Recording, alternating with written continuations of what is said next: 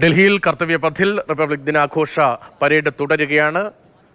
വർണ്ണാഭമായ ദൃശ്യങ്ങളാണിപ്പോൾ റിപ്പബ്ലിക് ദിനാഘോഷത്തിന്റെ ഭാഗമായി ഡൽഹിയിൽ നിന്ന് വരുന്നത്. തത്സമയം രാജ്യത്തിന്റെ സാംസ്കാരിക വൈവിധ്യം, കലാസംസ്കൃതിയൊക്കെ വിളിച്ചോതുന്ന വൈവിധ്യമായ കലാപ്രകടനങ്ങൾ, ദൃശ്യങ്ങൾ, നിശ്ചല ദൃശ്യങ്ങൾ, രാജ്യത്തിന്റെ വികസനം വിളിച്ചോതുന്ന പ്രകടനങ്ങൾ, നിശ്ചല ദൃശ്യങ്ങൾ, സൈനിക പ്രകടനങ്ങൾ.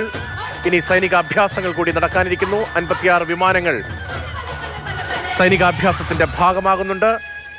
250ഓളം വനിതകൾ അവരുടെ ശക്തി വിളിച്ചോതിക്കൊണ്ട് സൈനികാഭ്യാസം, ബൈക്ക് അഭ്യാസം നടത്താനിരിക്കുന്നു.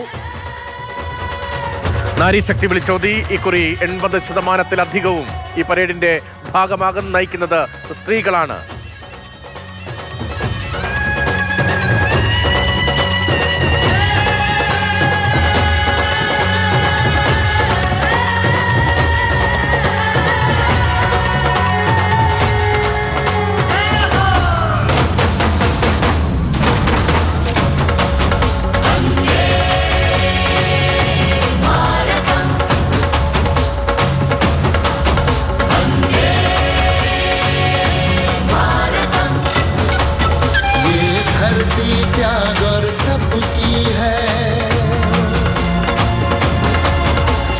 പ്രതിരോധ മന്ത്രാലയം, സാംസ്കാരിക മന്ത്രാലയം ചേർന്നൊരുക്കുന്ന കലാപരിപാടികളാണ് ഇപ്പോൾ പ്രേക്ഷകർ മാതൃഭൂമി ന്യൂസിലൂടെ കർത്തവ്യപഥിൽ നിന്ന് തത്സമയം കാണുന്നത്.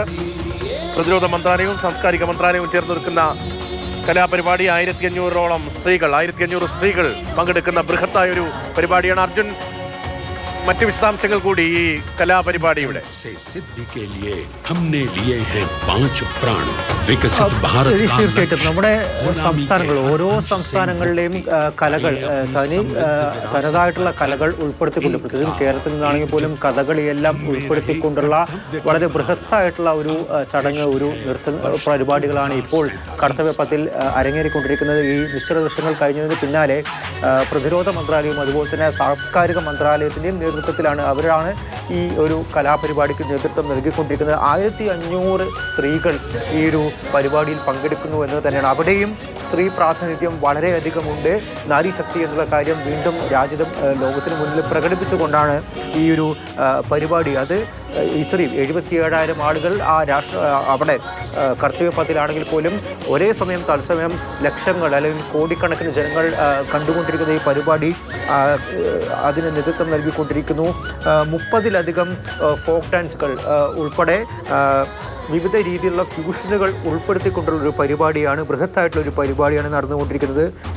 പ്രത്യേകിച്ചും ബോളിവുഡ് സ്റ്റൈലിലുള്ള ഗാനങ്ങൾ, അതുപോലെ തന്നെ ഈ ഫോക്ക് ഡാൻസുകളും ക്ലാസിക്കൽ ഡാൻസുകളും എല്ലാം തന്നെ അണിനിരത്തിക്കൊണ്ട് ഓരോ സംസ്ഥാനത്തിൻ്റെയും, പ്രത്യേകിച്ചും കേരളം, തമിഴ്നാട്, മണിപ്പൂർ, നാഗാലാൻഡ്, നോർത്ത് ഈസ്റ്റിനെല്ലാം തന്നെ, ഈ വടക്ക് കിഴക്കൻ സംസ്ഥാനങ്ങൾക്കെല്ലാം തന്നെ വലിയ രീതിയിലുള്ളൊരു പ്രാധാന്യം തന്നെ നൽകിയിരിക്കുന്നു. അതിനോടൊപ്പം തന്നെയാണ് കിഴക്കിലെയും അതുപോലെ തന്നെ പടിഞ്ഞാറിലെയും സംസ്ഥാനങ്ങൾക്കും തെക്കൻ സംസ്ഥാനങ്ങൾക്കും എല്ലാം തന്നെ ഒട്ടും ഒരു കുറവുമില്ലാതെ എല്ലാ സംസ്ഥാനങ്ങളുടെയും തനത് കലാരൂപങ്ങൾ എടുത്ത് അതെല്ലാം തന്നെ ആളുകൾക്ക് മുന്നിൽ, ഈ രാജ്യത്തിന് മുന്നിൽ പ്രകടിപ്പിക്കുന്നു. അതിന് ആ വേദിയിലുള്ളതാണെങ്കിൽ പോലും 1500 സ്ത്രീകളാണ് ആ ഒരു നൃത്ത പരിപാടികളാണെങ്കിലും പരിപാടികളുമാണെങ്കിലും അത് ചെയ്തുകൊണ്ടിരിക്കുന്നത്.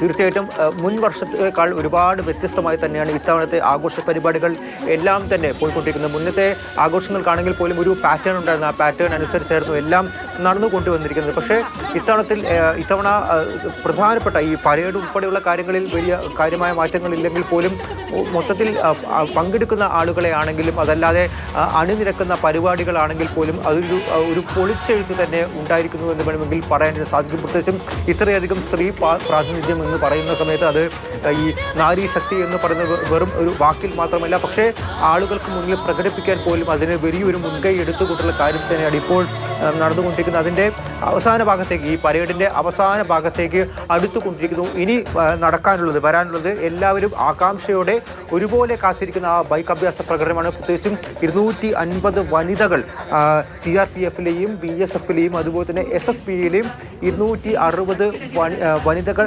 അണിനിരക്കുന്ന ആ ബൃഹത്തായിട്ടുള്ള ബൈക്ക് അഭ്യാസം അത് എല്ലാവരും ഒരുപോലെ തന്നെ ആകാംക്ഷയോടെ കാത്തിരിക്കുന്ന ഒരു കാര്യമാണ്. അതായിരിക്കും ഈ കലാപരിപാടികൾക്ക് ശേഷം ഈ സാംസ്കാരിക അതുപോലെ തന്നെ പ്രതിരോധ മന്ത്രാലയത്തിൻ്റെ നേതൃത്വത്തിലുള്ള ഈ പരിപാടിക്ക് പിന്നാലെ ആ ബൈക്ക് അഭ്യാസം കൂടി ഇപ്പോൾ കർത്തവ്യപഥിലേക്ക് അണിനിരക്കാനുണ്ട്.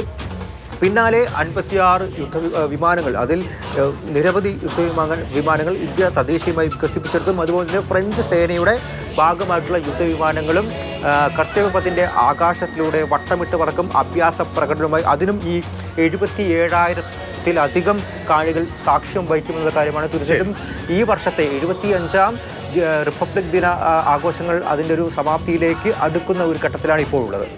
ശരി, വൈവിധ്യമാർന്ന കലാപ്രകടനം 1500ഓളം സ്ത്രീകൾ പങ്കെടുക്കുന്നു.